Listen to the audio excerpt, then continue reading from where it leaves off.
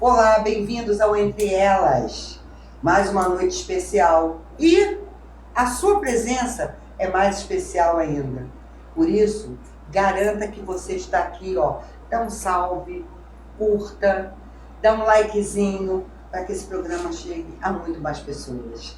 Hoje a gente encerra um ciclo de debates que a gente começou em março, o mês que a gente comemora o Dia Internacional das Mulheres. E a gente encerra hoje com chave de ouro, não é isso, Marilene? É, um dia especial, nós vamos receber uma entrevistada que entende tudo de feminismo, entende tudo de mulheres, jovem, e que faz parte de uma união cachoeirense de mulheres, um grupo de mulheres feministas, guerreiras, aguerridas, lutadoras. E vamos deixar o programa por conta da nossa entrevistada. Jéssica Grilo, é ela. Seja bem-vinda, Jéssica. Obrigada pela sua presença. E a gente hoje está fechando um ciclo aqui que deveria fechar com você mesmo, com chave de ouro. Muito obrigada. Gente, primeiro, obrigada pelo convite. É um prazer estar aqui com vocês. Marilene, que eu já conheço da UCM, Regina, que eu também conheci há pouco tempo. E é sempre um prazer falar da UCM, falar sobre o feminismo, falar sobre as nossas lutas, poder amplificar, né, a voz de tantas mulheres que a gente tem ali no grupo. Vamos falar, começar falando da história da UCM. Bom, a UCM... O que é a UCM, como começou a UCM, e é isso, União Cachoeirense de Mulheres. Então, a UCM, ela surge no começo dos anos 90, né, dia 31 de maio de 92, num período que as mulheres de Cachoeiro começaram a se organizar para questionar a não existência de uma delegacia da mulher. Esse foi o primeiro ponto. E aí a gente precisa lembrar que aqui no Brasil a primeira delegacia da mulher surge em 1985. Então, apesar de ser recente, por se tratar de uma violência, eu acredito que demorou muito tempo para uma cidade do tamanho de Cachoeiro ter uma delegacia da mulher. E aí a gente consegue essa conquista, e eu, apesar de não estar presente nesse momento, eu falo a gente, porque graças a essas mulheres é que eu tô aqui hoje. Né? E aí a gente consegue essa conquista também com o apoio do então vereador Homem Forte, né? Que apesar de ser homem, era um homem aguerrido, um homem que estava ali com o mandato disposto a compartilhar a luta pelos direitos das mulheres. E então a gente tem essa delegacia da mulher, que a primeira delegada era a doutora Fabiana Maioral. E aí, com a participação dela também na UCM, com essa parceria com o mandato da Homem Forte, a gente consegue também, né, com as integrantes, com a Anete, com a Elza, trazer para Cachoeiro a Casa Abrigo. Que, para quem não sabe, né, a Casa Abrigo é uma instituição, é uma casa que oferece um apoio mesmo às mulheres que são vítimas de violência doméstica, que oferecem um lugar para essas mulheres e essas crianças, porque a gente precisa lembrar também que as crianças são vítimas nesse caso, né? E aí a Casa Abrigo serve tanto para dar um apoio psicológico, uma estrutura para essa mulher e também um apoio educacional a essas crianças. Só que, infelizmente, né, e aí essa Casa Abrigo é uma das primeiras daqui do estado, é a primeira do estado. Foi a primeira do estado. E uma das primeiras do Brasil. Foi a 7ª do Brasil. Uma das primeiras, né? Um país com mais de 5 mil municípios e a gente tá ali com uma... Foi um exemplo, exatamente. Mas foi através de um projeto que saiu de dentro da UCM que conseguiu recurso do governo federal para montar a Casa Abrigo. Ministério da Justiça. Foi. E aí, infelizmente, né, por questões políticas, por mudanças de gestões, a gente tem esse trabalho finalizado.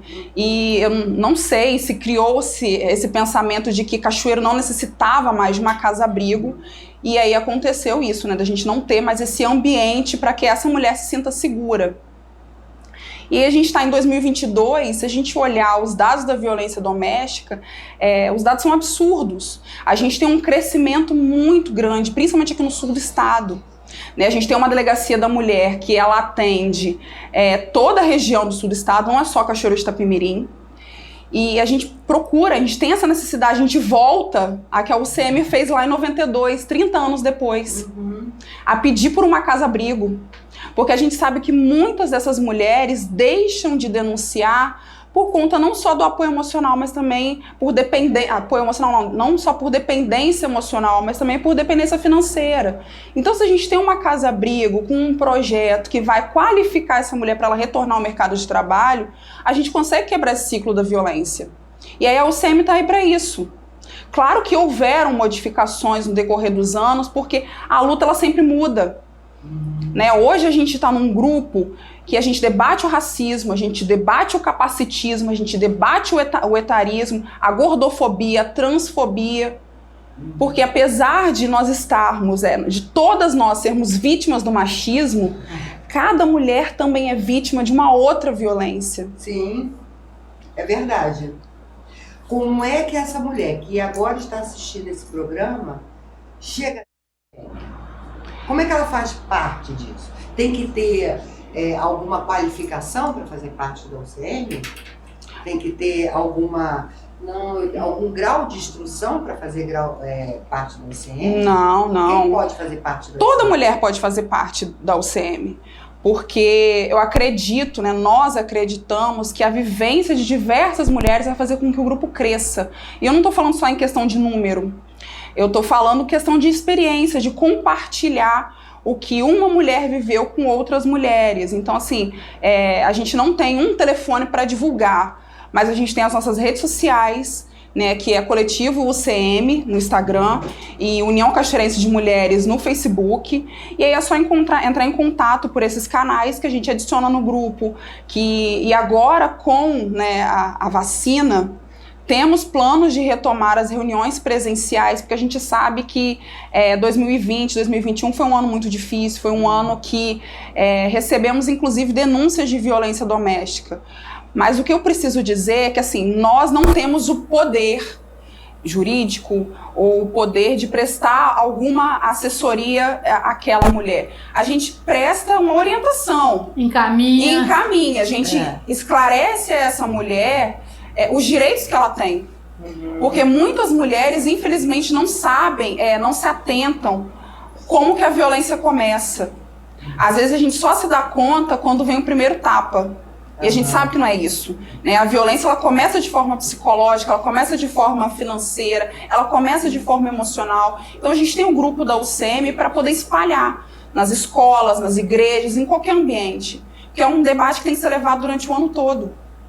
Jéssica, fala um pouco pra gente sobre essa escalada da violência. Como é que ela começa? Porque, de repente, uma mulher que está assistindo agora o programa, ela está numa relação, ela está infeliz, mas ela acha que é normal aquela infelicidade. Ela acha que... A mulher tem que tolerar tudo. É rezar. Então, fala um pouco pra gente dessa violência, que é violência e que ela não sabe o que é. Então, como eu disse, a violência ela nunca começa com tapa. Ela vem sempre de formas muito sutis. Quando ele passa a controlar a sua roupa, quando ele te isola dos amigos e familiares, porque uma mulher que ela se isola dos seus iguais, dos seus afetos, ela se torna mais vulnerável. É uma mulher fácil de manipular. Então, quando esse agressor começa a diminuir a autoestima dela, começa a dizer, se eu faço isso é porque eu te amo, essa mulher acredita. E quando ele dá o primeiro tapa, ela perdoa, ela acredita que merece e ainda fala, ele faz tudo isso porque me ama. Se eu terminar esse relacionamento, eu vou ficar sozinha, porque ninguém nesse mundo tem a capacidade de me amar. E quando eu falo isso, parece clichê, mas em todos os lugares que eu vou, né, mês passado eu passei uma semana numa escola, e eu conversando com essas alunas, esses relatos, essas frases, são sempre as mesmas. Todas elas já ouviram isso ou tiveram familiares que ouviram isso, e a gente precisa atentar porque nas escolas, e isso é assustador, o número de casos de violência doméstica enfrentada por esses adolescentes, que eles, né, sejam eles presenciando, ou seja, essas meninas cada vez mais novas se envolvendo em relacionamentos abusivos, está muito alto. Então, quando eu vou numa escola, eu sempre falo assim, eu não tô aqui pelas meninas. Eu não tô aqui para educar a menina, eu tô aqui para conversar com os meninos. Porque se eu preciso estar aqui no mês de março, passando uma semana conversando com vocês sobre violência doméstica, é porque são meninos, são homens que já foram adolescentes. E eles não tiveram esse tipo de conversa. E aí lá na frente se acham no direito, se acham donos dessas mulheres e acabam por praticar a violência. Você sofreu violência?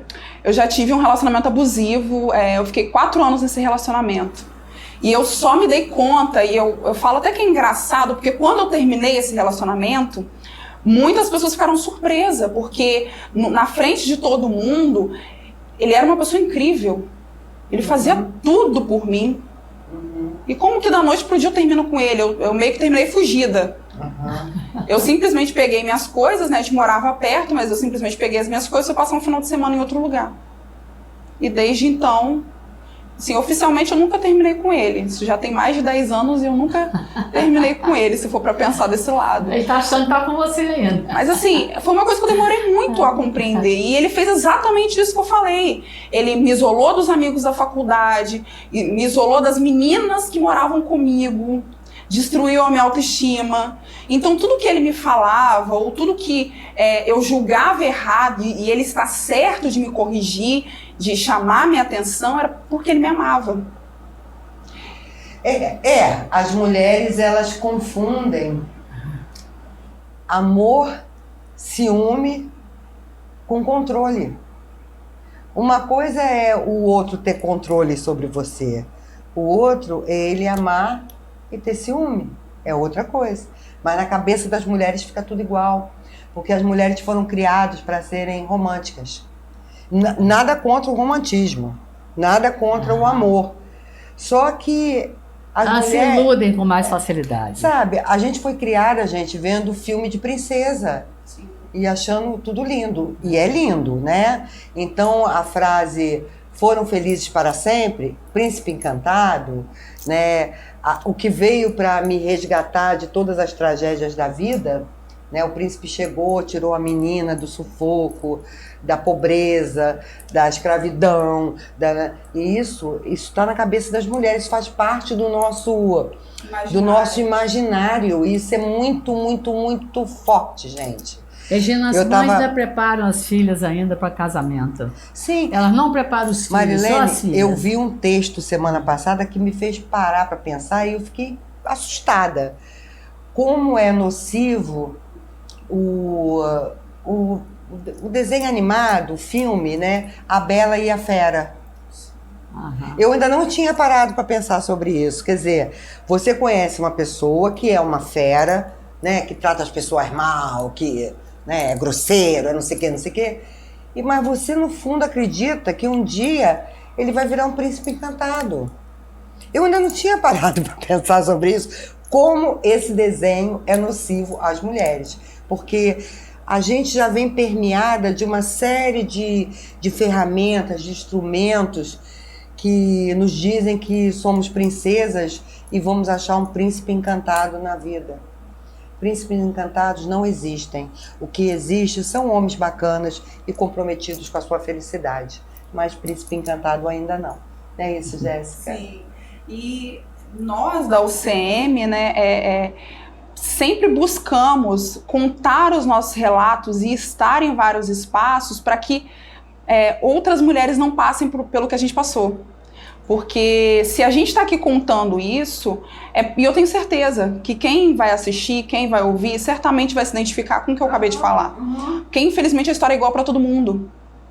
Igual para todo mundo. E se a gente não bota um basta, e às vezes eu costumo ser dura na hora que eu falo isso nas escolas, se a gente não denuncia, se a gente não coloca um basta na violência, ela só tem um único fim, que é o feminicídio, quando a gente não quebra esse ciclo.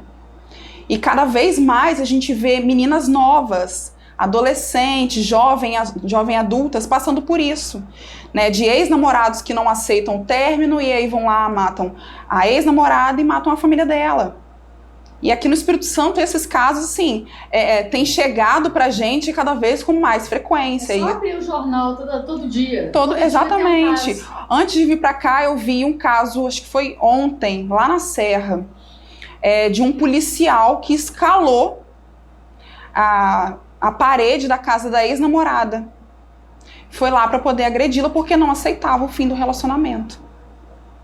Quando você tem esses encontros nas escolas com os meninos, o que você diz a eles? Porque o machismo está muito arraigado, né? É uma coisa muito cultural nossa. Primeiro, assim, eu preciso desconstruir a imagem do feminismo, né? Porque, infelizmente, as pessoas elas não buscam informações e acabam acreditando em qualquer coisa que vem na internet. E aí eu já começo falando, olha, primeiro que o feminismo não é o contrário do machismo. A gente não quer ser superior a vocês. Nós só queremos ter as mesmas oportunidades e direitos que vocês, homens, têm. Eu não acho justo, por exemplo, eu receber um salário menor que um homem. Eu não acho justo, por exemplo, eu correr mais risco de vida que um homem, caso eu queira terminar um relacionamento.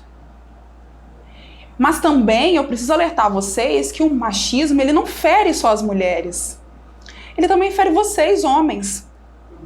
E aí eu começo a questionar sobre quantas vezes eles choraram em público. Quantas vezes eles conseguiram expor o sentimento numa rodinha de amigos. Quantas vezes eles permitem ficar tristes e assumir essa tristeza? Porque a gente vai trazendo dados da questão do suicídio. O suicídio masculino é muito maior do que o feminino. Olha que coisa, né? Isso é interessante. E aí os meninos começam a baixar a guarda, né? Sim. E aí eu vou trazendo os dados até de lugares próximos. Eu sempre busco trazer dados de Cachoeiro, dados do bairro onde eu estou, para que esses meninos percebam que a violência está ali, ó, tá do seu lado. E sempre alguém na turma levanta a mão para contar um relato pessoal. E isso me entristece muito. Porque são sonhos, são pessoas novas que veem isso diariamente em casa. E às vezes não sabem como pedir socorro.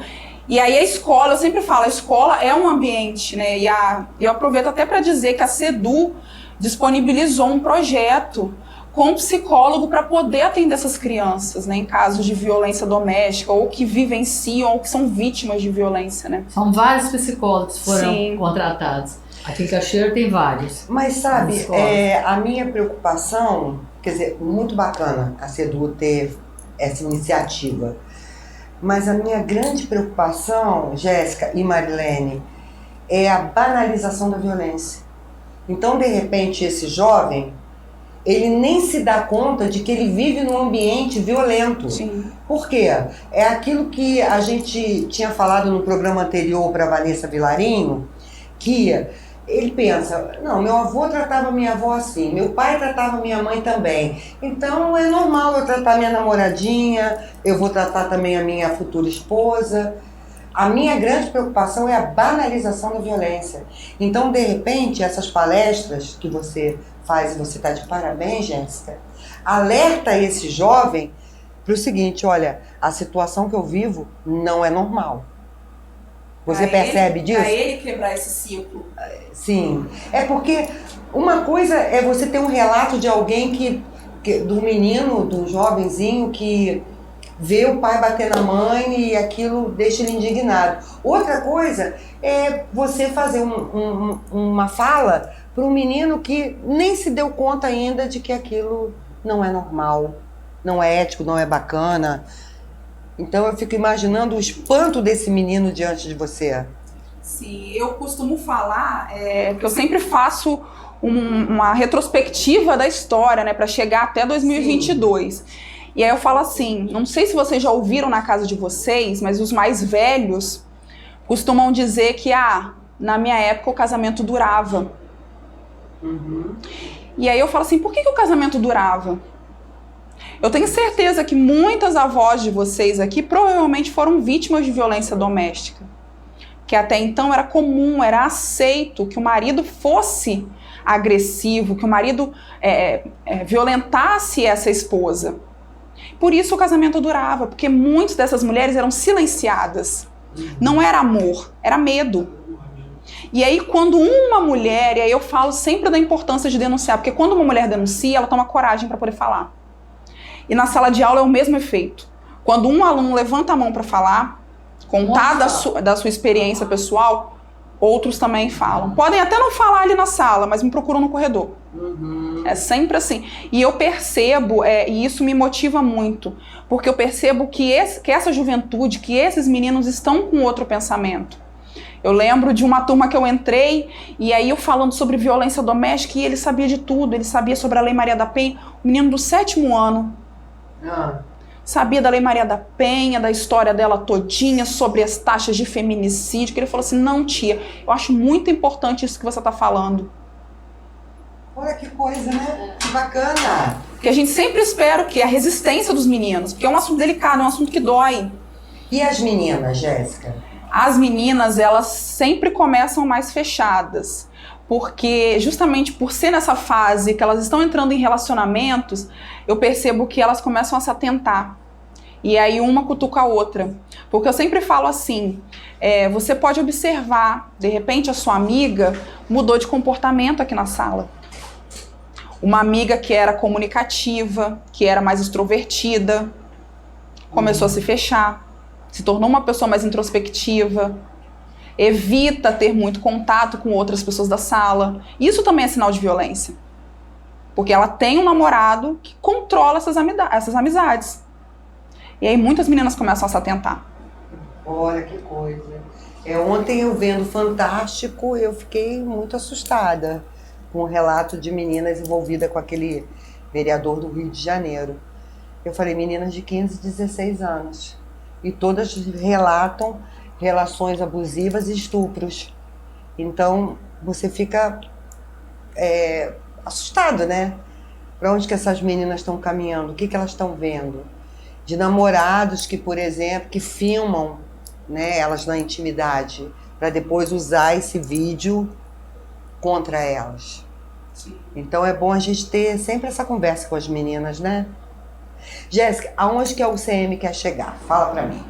Agora, nesse ano de 2022, que a gente está começando a abrir as portas, né? Então, esse ano a gente tem que eleger uma nova diretoria, né? Porque pode não parecer, mas a nossa diretoria foi eleita em 2020. E aí parece que passou muito tempo, mas também parece que não passou, né? Por conta da pandemia, nós tivemos que focar em lives, em reuniões pela internet. E claro que isso não era acessível para todo mundo. O nosso objetivo esse ano e para os próximos anos, agora com a vacina, é a gente chegar em mais lugares. É a gente ir na periferia, é a gente ir em clubes, ir nas igrejas, ir nas escolas, porque a violência não está só na periferia. Isso que eu acho também muito importante falar, inclusive foi um relato da época do surgimento da UCM, né, de ameaças que membros, né, receberam por conta de pessoas influentes do município. Então isso quebra a ideia de que muitas pessoas têm de que a violência doméstica acontece só na periferia. A violência doméstica também acontece na mansão. A violência doméstica também acontece dentro da igreja. Não, ela é independente da Ela classe acontece social, em qualquer lugar. Claro que a gente tem, instrução. assim, é claro que a gente tem, se a gente fizer um recorte racial, e aí por isso que eu falei da importância de hoje a UCM abraçar diversas mulheres. É claro que se a gente observar aqui no Espírito Santo, o índice de violência doméstica é muito maior entre mulheres negras. Sim. Chega a ser 66% maior. Isso é alarmante. Então, assim, a gente quer chegar em vários espaços, a gente quer voltar com as nossas reuniões presenciais, a gente quer trazer mais mulheres para dentro da UCM, para debater, para levar, né, o conhecimento a diversos lugares do município e fora também. Né? Porque se a gente tem uma delegacia da mulher que abrange todo o sul do estado, por que a UCM também não pode começar a abranger também todo o sul do estado, né? E a Jéssica falou de palestras em escolas, igrejas, comunidades e tal. Eu e Marilene temos um sonho de ver palestras para homens em empresas, dentro das empresas. É o nosso sonho? É o nosso sonho. Convite, gente, só né? Fazer o convite que eu vou. Maior prazer. Então, assim, mostrar para esses homens o que deveria ser as relações. É o nosso sonho. Dentro das empresas. Tem muita empresa de mármore e granito aqui, tem muita empresa de transporte aqui. Sim. E é isso, Jéssica, é trabalhar a conscientização das pessoas, não é? E infelizmente nosso horário está terminando. Não. Jéssica, dentro do... A última pergunta, Marilene, pode? Não. Dentro dessa violência contra a mulher negra é que mais sofre. é a que mais sofre. A gente gente mora num estado que, infelizmente, né? E aí eu vou fazer 2 recortes muito importantes: esse recorte racial e o recorte de gênero também, porque quando a gente fala, não é só a mulher negra, mas a mulher trans também.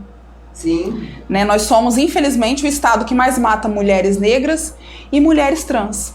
Então, que esse programa chegue a mais lugares e que a gente comece a colocar a mão na consciência e que a gente tenha políticos, né, que abracem essa causa, né, que busquem trazer de volta a casa-abrigo. Não é um gasto público, é um investimento. Sim, claro. Porque se a gente tem um lugar para segurar essa mulher, para segurar essa criança, capacitar essa mulher, a gente vai ver lá na frente o resultado na segurança pública.